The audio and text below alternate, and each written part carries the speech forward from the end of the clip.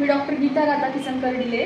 तर आज आपण टायफॉइड फीवर नेमकं काय आहे, टायफॉइड काय आहे ते बघणार आहोत। तर आता आपण बघू शकतो की पावसाळ्याचं वातावरण आहे आणि पावसाळ्यामध्ये टायफॉइड, मलेरिया, डेंग्यूचे पेशंट्स खूप जास्त वाढतात, कारण की आजूबाजूचं वातावरण तसं झालेलं असते। पावसाळ्यात जास्त करून आपण बाहेरचं जे फूड खातो त्याच्यामध्ये म्हणजे हायजीन नसते, त्याच्यामुळं पावसाळ्यामध्ये बाहेरचं फूड खाणं शक्यतो टाळाच। आणि जर तुम्हाला खायचं असेल तर तुम्ही खात्री करून घ्या की तुम्ही जे फूड खाताय तिथली जागा, ती व्यक्ती हायजेनिक आहे का।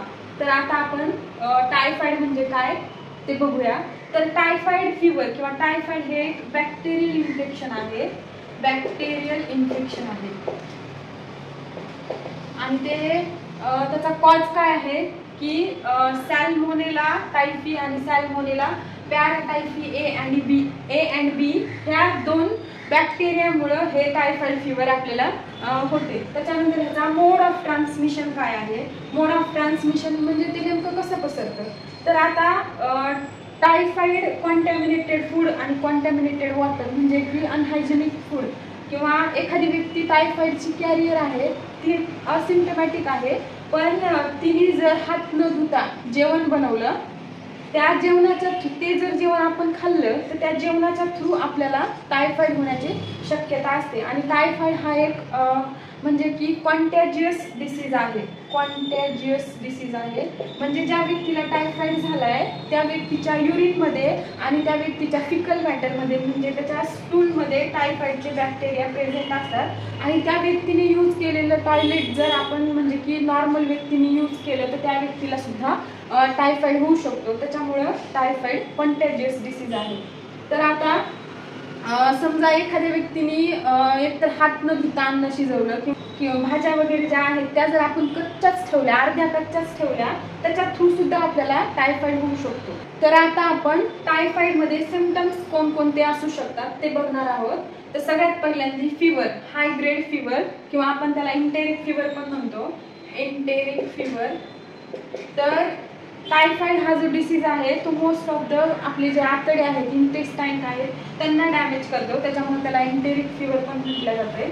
त्याच्यानंतर टेम्परेचर जे आहे ते 103 डिग्री फॅरेनहाइट ते 104 डिग्री फॅरेनहाइट पर्यंत असू शकतं। आणि ही जी टायफॉइडची फीवर आहे एक विशिष्ट प्रकारची असते, तिला स्टेप लाइडर फीवर म्हणतात।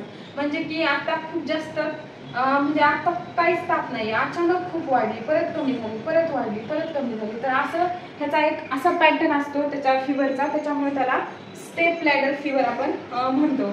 त्याच्यानंतर पेन इन ॲब्डोमेन, तर आपल्या म्हणजे की राईट साईडचा लिव्हरच्या साईडचा जो अप्पर क्वाड्रंट आहे त्याच्यामध्ये खूप जास्त पेन होतं, पोटामध्ये दुखतं, क्वालिकी पेन होतं। त्याच्यानंतर फ्रंटल हेडॅक, हे पुढचं जे आहे ते डोकं म्हणजे खूप जास्त डोकं दुखतं पुढच्या साईडला। त्याच्यानंतर ॲनोरेक्झिया, भूक नाही लागत पेशंटला। त्याच्यानंतर ड्राय कफ, कोरडा खोकला येतो। त्याच्यानंतर खूप जास्त काही पेशंटमध्ये खूप जास्त प्रमाणात डायरिया असतो आणि काही पेशंटमध्ये खूप जास्त प्रमाणात कॉन्स्टिपेशन म्हणजे की बद्धकोष्ठता असू शकते। तर आता आपण टायफॉइड डिसीजची प्रोग्रेस नेमकं कशी होते, प्रोग्रेस किंवा त्याचे सायन्स काय असू शकतात। तर पहिल्या वीकमध्ये पेशंटचं जे चेस्ट आहे, लोअर चेस्ट आहे, त्याच्यावर रोज स्पॉट, म्हणजे त्याला रोज स्पॉट का म्हणतात, कारण की गुलाबाच्या फुलाचा जसा कलर असतो तसे ते कलरचे स्पॉट असतात, पण 4 ते 5 दिवसानंतर ते निघून जातात। तर आता समजा पेशंट आपल्याकडं आले क्लिनिकमध्ये, तर आपण हिस्ट्रीच्या वेळेस हे विचारू शकतो की असे काही स्पॉट्स आले होते का येऊन गेलेत ते। त्याच्यानंतर सेकंड वीकमध्ये पल्स रेट इज लो, म्हणजे बॅक्टेरियल इन्फेक्शन किंवा टायफॉइडचं इन्फेक्शन होऊन किती दिवस झाले हे आपण बघू शकतो।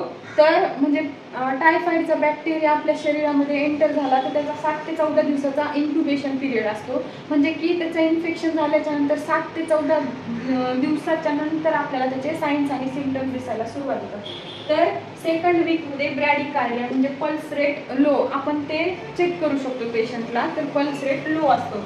त्याच्यानंतर फुलनेस ऑफ ॲब्डोमेन, आपण जर पेशंटचं ॲब्डोमेन चेक केलं तर असं पोट फुगल्यासारखं दिसतं, गच्च पोट दिसतं पेशंटचं, आपल्याला म्हणजे जाणवतं। त्याच्यानंतर स्प्लीन हा लेफ्ट साईडला एक ऑर्गन आहे, तर तो जो आहे तो पाल्पेट जर केला आपण तर स्प्लीन सॉफ्ट लागते. त्याच्यानंतर 3rd वीकमध्ये डायरिया, पेशंटला खूप जास्त डायरिया होतो आणि तो कसा असतो, पी सूप डायरिया, एकदम ग्रीनिश कलरचा, फाऊल स्मेलिंग आणि वॉटरी डायरिया असतो आणि त्याच्यामुळेच पेशंटला भूक लागत नाही आणि वेट लॉस होतो पेशंटचा.